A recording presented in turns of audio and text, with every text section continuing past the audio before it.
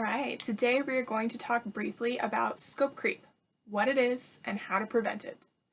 A scope creep is when your project or deliverable, initiative, whatever you want to call that overarching word for what you're trying to achieve, expands beyond its intended goals. It's not a good thing. So I've found in my experience that typically occurs because one of three things has happened. One, there wasn't a clearly defined scope to begin with.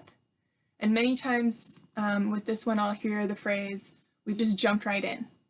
So jumping right in isn't necessarily always a bad thing, but it is when you're trying to keep a defined project online. So number two, discovery wasn't thorough, meaning the investigation and planning phase wasn't done properly or done too quickly. And finally, number three, your client, whether that's an internal, meaning maybe a boss, or external, didn't understand the scope fully to begin with. So that's a communication issue. Now, any expansion of these deliverables will affect one of three things. I'm going to do a little drawing.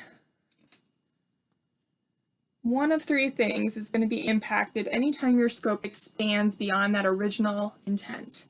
It will affect your timeline, it will affect your budget, and it will affect your resources or the people working on the project. So anytime you add new deliverables or goals into a project, one of these three things is going to give. Either your timeline is going to extend beyond what you originally discussed, or your budget's going to blow up, or the people that you have working are going to need to increase. So whether that's more time on the project or a new person involved. All right, and so you cannot afford to let any of that happen on a regular basis. So let's talk about prevention. When you start a new project, go through the discovery phase and talk to your client about what they really want to get at the end, and then start asking those deep diving questions to make sure you get all of the information. At this point, you may discover a new requirement, and that's okay because we're at the beginning and we can include that into the project plan. So once you go through this discovery phase and you really get into your planning process, during the planning process, you'll start seeing potential risks that you might run into.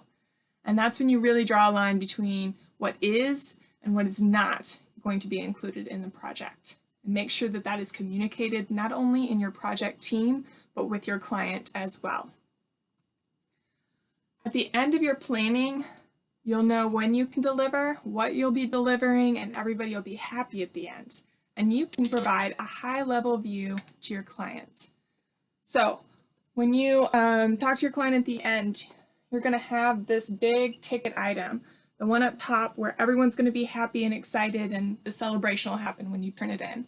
But before that happens, there'll be little phases, right, where you'll deliver pieces or information to your client along the way. So these deliverables might happen at the same time or at different times throughout the project. But either way, everyone is on a clear understanding of when these occur and what they are and what this big ticket item is up top.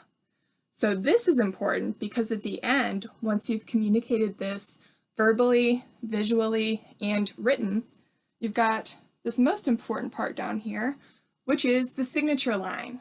So at the end, before you start work, you get a sign-off. That's for yourself and your team and also the client. So everyone's on the same page of what will be considered a success at the end and what will be delivered.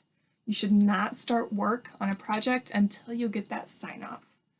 So the client should have a clear understanding of what they're going to get when you say the project's over, and you have a clear view of what you need to do to meet those requirements that client wants. So that's all for today. Hope this helped. See you guys next week.